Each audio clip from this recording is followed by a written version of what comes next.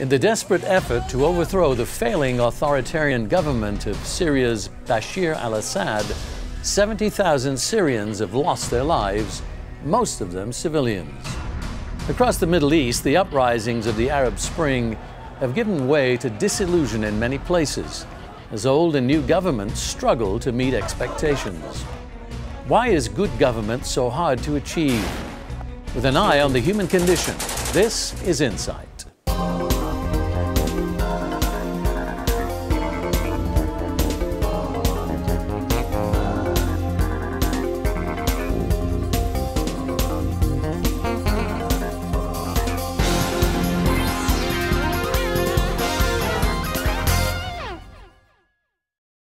This is the final installment in our series on global problems.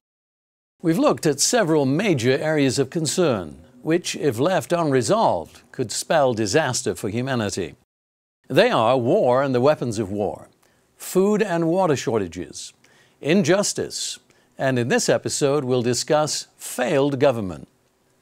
Human beings have been trying to find the best form of government for thousands of years.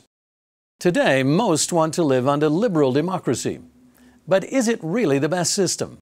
First, a look at various types of human government. Generally speaking, three forms of government have developed. We know them as monarchy, rule of one, oligarchy, rule of the few, and democracy, rule of the people. Under these categories fall absolute and constitutional monarchy, dictatorship, aristocracy, bureaucracy, and parliamentary and liberal democracy. As the world searches for better government, we've witnessed turmoil sweeping the Arab world. The cry has gone out for reform, the introduction of more democratic systems, and equal rights. In North Africa and the Middle East, there's been much violence and bloodshed as the reaction against existing governments has spread.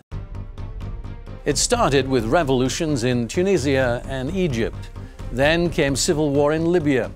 There have been uprisings in Bahrain, Syria, and Yemen, and serious protests in Algeria, Iraq, Jordan, Morocco, and Oman. Lesser civil disturbances have also occurred in Kuwait, Lebanon, Mauritania, Saudi Arabia, Sudan, and Western Sahara. In each case, the populace is focused on overthrowing monarchy or oligarchy and instituting modern democracy. With all these people ready to give up everything in order to achieve democracy, surely it must be the best form of human government. Sir Winston Churchill was a perceptive observer of the human experience. He believed in the democratic system, though he didn't always appreciate the results. A couple of years after the British people rejected his leadership following World War II, he said, "Many forms of government have been tried and will be tried in this world of sin and woe. No one pretends that democracy is perfect or all-wise. Indeed, it has been said that democracy is the worst form of government, except all those other forms that have been tried from time to time." Similarly, historian Hugh Brogan recognizes the imperfection of all forms of rule created thus far. Of the future, he notes, "If human beings as political animals are to progress further, they cannot yet rest from seeking new forms of government to meet the ever-new needs of their times." In the push to replace one form of human government with another, what's often forgotten is that none has proven to be the complete answer. Times and conditions change, and forms of government change too. You might say that left to its own devices, humanity is in for more disappointment. On this matter of government, the Bible provides a fascinating study and the way to true freedom. The Apostle John explained in his Gospel that the two spirit beings we know as the Father and the Son exist eternally in a harmonious, fully cooperative relationship. One of the prophets shows that two cannot successfully walk together unless they're agreed. And Paul also makes clear that the Father is the final authority and the Son is submissive to His will. They carry out their work together, their actions based on the laws and principles of divine love. But are there biblical examples of right human government? There's a clue in the story of David's son, Solomon. When he came to the throne, he asked God for wisdom and knowledge on how to rule. He didn't ask for the advantages that human rulers might normally seek. God answered Solomon, saying, "Because this was in your heart, and you have not asked possessions, wealth, honor, or the life of those who hate you, and have not even asked long life, but have asked wisdom and knowledge for yourself, that you may govern my people, over whom I've made you king, wisdom and knowledge are granted to you.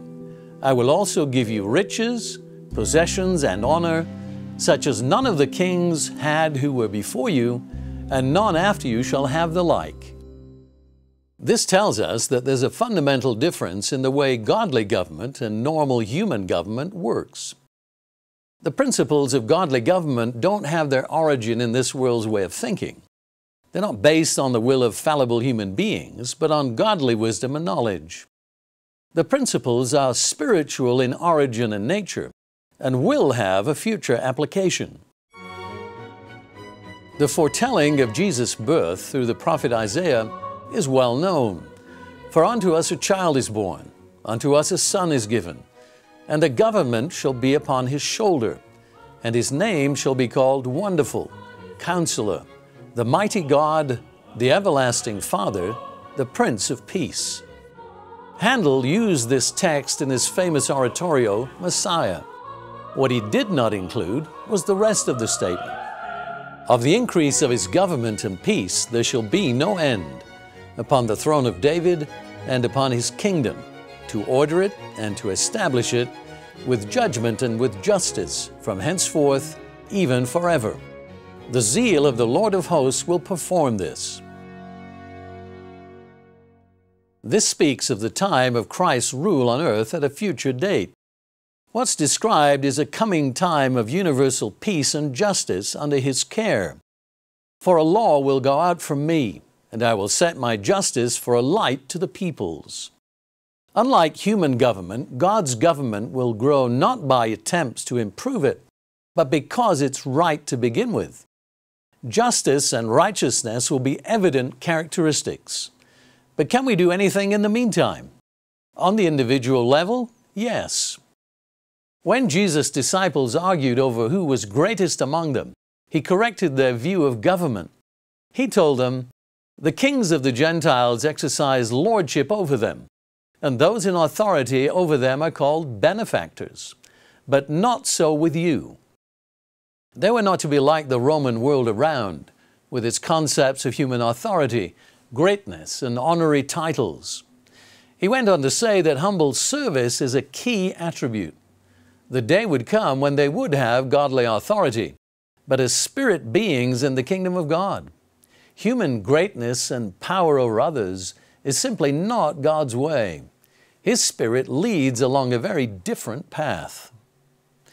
If you'd like to know more on this subject or about any of the problems we've looked at in this series, search Global Problems on this website, vision.org. For Insight, I'm David Hulme.